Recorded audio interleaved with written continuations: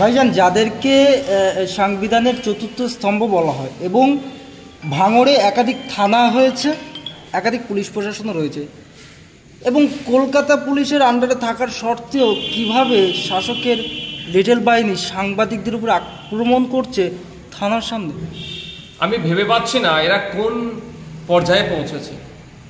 রাজ্য সরকার গণতন্ত্রের বুলি আওড়াচ্ছেন, রাজ্য প্রশাসন ফেলাও করে এই প্রোগ্রাম সেই প্রোগ্রাম হ্যান ত্যান করছে, পুলিশ অন করছে, কিন্তু থানার সামনেই সাংবাদিকরা আজকে যেভাবে আক্রান্ত হলো, নিয়মিত আমি শিহরিত হয়ে উঠছি। আমি তীব্র নিন্দা ধিক্কার জানাচ্ছি। এই বিষয়টা কিন্তু আমি দেখছি, যদি কলকাতা পুলিশের ভাঙড় থানা, ভাঙড় ডিভিশন যদি ঠিকঠাক পদক্ষেপ গ্রহণ না করে, আমি বিধানসভায় তুলব এবং মুখ্যমন্ত্রীকে প্রশ্ন আমি সম্মুখীন করব। মুখ্যমন্ত্রীর কাছে প্রশ্ন উত্তর চাইব। আমি প্রশ্ন করব যে এমনি সাংবাদিক স্বাধীনতায় পশ্চিমবঙ্গ সহ ভারতবর্ষের অবস্থান অনেক তলনিতে, ভয়ঙ্কর জায়গায় পৌঁছে গিয়েছে। 180টি দেশের মধ্যে 159 র্যাঙ্কে আমরা সাংবাদিক স্বাধীনতায়। আর আপনি একটা খবর করছেন সাংবাদিক আমার বিপক্ষে যেতেই পারে, আমার পক্ষে আসবে সবটাই আশা করা আমার বৃথা। তো বিপক্ষে যাওয়ার জন্য আমি আপনাদের উপর আক্রমণ করবো, আপনাদেরকে প্রাণঘাতী হামলা চালাবো আবার থানার সামনে। এটা কোন লেভেলের অসভ্যতা আমি চরমেরা পৌঁছেছে। এদের জবাব আগামী দিনে দিতে হবে।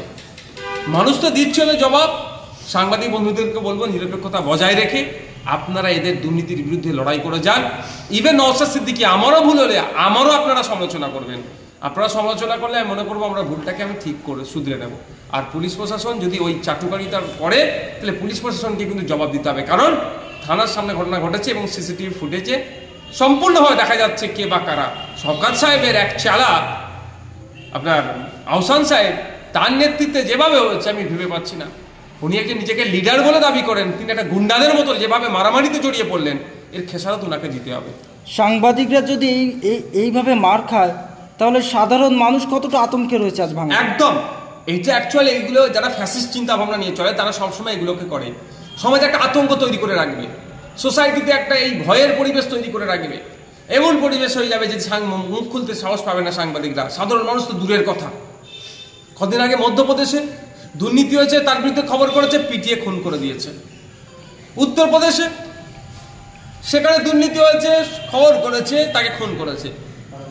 আসামে মুখ্যমন্ত্রীর দুর্নীতির বিরুদ্ধে খবর করেছে, তাকে গ্রেফতার করেছে। আবার নাকি তাকে দ্বিতীয়বার তাকে জামিন হয়ে গেছে, আবার নাকি তাকে বিভিন্ন ধারায় কেস করে তাকে গ্রেফতার করেছে। আর পশ্চিমবাংলা দেখুন, তৃণমূল কংগ্রেস দুর্নীতি করবে, অন্যায় করবে, মিথ্যা প্রচার করবে, তার বিরুদ্ধে এদিকে খবর করে।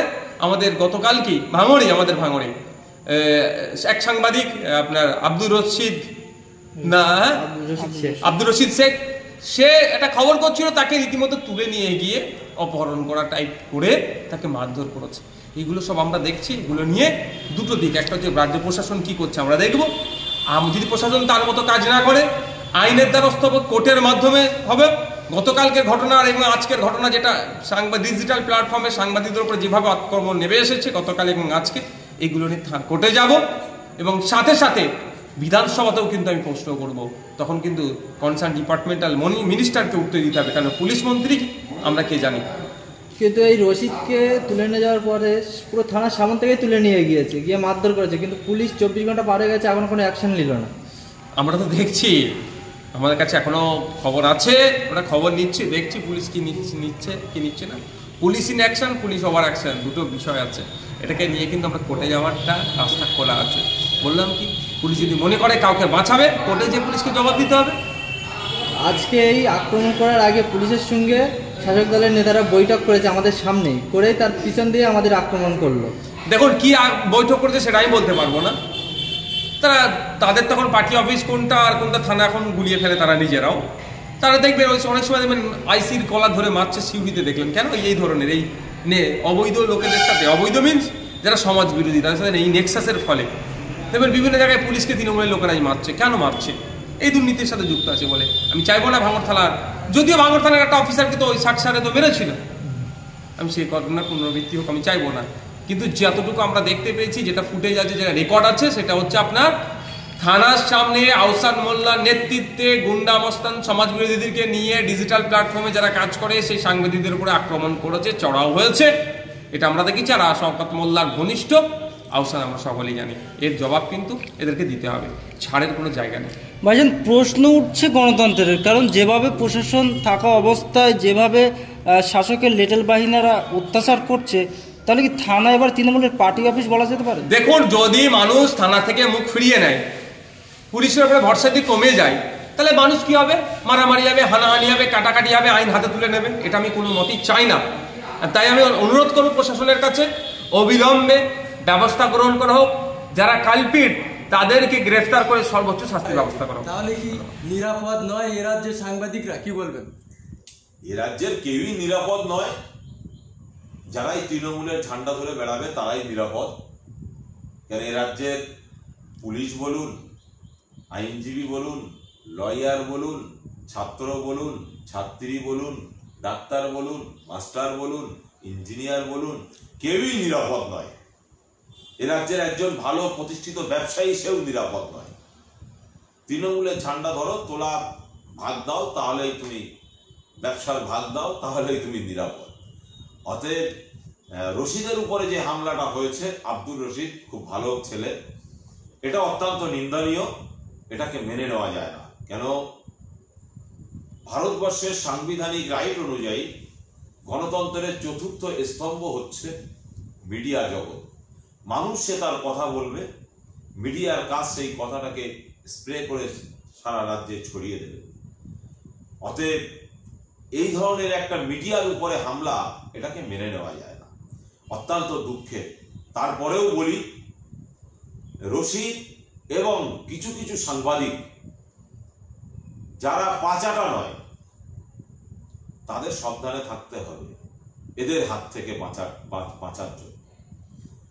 আমি যেটা শুনেছি, ওখানকার যিনি নটোরিয়াস ক্রিমিনাল আছে, তার কিছু সাঙ্গপাঙ্গ, তারাই রশিদের উপরে এই ধরনের হামলাটা করেছে। কেন করেছেন? বিষয়টা হচ্ছে, বিধায়ক ল্যাবের টাকা নওশাদ সিদ্দিকী ভাইয়ের কামগুলো যেটা আছে সেটাকে হাইলাইট করা যাবে না, প্রচার করা যাবে না। নওশাদ সিদ্দিকীর অবদান, সেখানে একটা ব্রিজ বানিয়েছেন। অতএব ব্রিজ বানাবে, তার জন্য কাগজপত্র সব রেডি হয়েছে, এবারে কাজটা শুরু হবে হয়তো ঈদের পর থেকেই। সেই বাঁশের ব্রিজ, সেই কাঠের ব্রিজ, সেটাকে নওশাদ সিদ্দিকীর হাত দিয়ে হবে, এটা করা যাবে না। অতএব তাহলে কি করো? রশিদাই খবর করছে, রশিদকে পেটো, রশিদকে মারো, রশিদকে ধরো। এটা তো সারা পশ্চিমবাংলা জুড়ে হচ্ছে। যারা সৎ, ন্যায়, নীতি, নিষ্ঠার উপরে কাজ করবে, তাদের পাশে আমরা থাকবো এবং আছি। তবে আগামী দিন এই ভাইদেরকেও বলবো যে সাবধানে থাকতে হবে, সতর্কতা অবলম্বন করতে হবে। কেন, সারা রাজ্যে তৃণমূলের এই ধরনের গুন্ডা বাহিনী আছে, তারা শুধু ওই 500 টাকা এক কাপ চায়ের বুকা, 5 আটা মাল। অতএব এদের থেকে একটু সাবধানে থাকতে হবে। এরা, আমার তো মনে হয় পেটে লেখাপড়া আছে কি তাও জানে না, ছেলের ভবিষ্যৎ নষ্ট হয়ে যাচ্ছে, নিজের 500 টাকার জন্য দালালি করতে ব্যস্ত এরা। অতএব এদের নিয়ে কথা না বলাই ভালো। কেন, একটা শ্রেণী এখনো ভালো আছে, তারা চুপিসারেই থাকে, তারা আত্মগোপন করেই থাকে, কিন্তু তারা ঠিক সময় হলে বলটা প্রয়োগ করে। অতএব এবছরে আশা করছি সেই জায়গাটাই তৈরি হবে। আর রশিদের উপরে যে হামলাটা হয়েছে, এটা পুলিশ প্রশাসন, আইন আদালত দেখছেন। আমি ভিতর দিক দিয়ে খবর নিয়েছি, নিয়ে যেটা দেখলাম, যেটা নিয়ে এফআইআর হয়েছে। অতএব আইনের পথে চলবে, আইনের প্রতি আমাদের ভরসা, আস্থা আছে। এবং মিডিয়ার মানুষ যারা আছেন, আপনাদের উদ্দেশ্যে বলবো, আপনারাও সজাগ থাকুন, ন্যায় সত্যের জন্য লড়াই করুন, সংগ্রাম করুন, আপনার পাশে জনগণ থাকবে। কলকাতায় বড় বড় চ্যানেলরা যেখানে প্রকাশ্যে বিজেপি করছে, সেখানে মাত্র একটা ছোট চ্যানেল, ছোট সাংবাদিক শুধুমাত্র আইএসএফ করার জন্যই মার খাবে। সৎ কথা, ন্যায় কথা বলার জন্য মার খেতে হতে পারে, কারণ বড় বড় মনীষীরাও মার খেয়েছে। এর থেকে ভেঙে পড়ার কিছু নেই। রশিদের মতো আরো যে সমস্ত সাংবাদিকরা আছে, তারা আরো শক্ত হবে, আরো মজবুত হবে। অতএব আগামী দিন রশিদ ভাই, তার দীর্ঘজীবী কামনা করি এবং তার সুস্থতা কামনা করি। এবং আগামী দিন সত্যের জন্য লড়াই সংগ্রাম আরো জোরদার হবে। এই লড়াইটা জারি রাখবে, এটা আমরা আশা করি।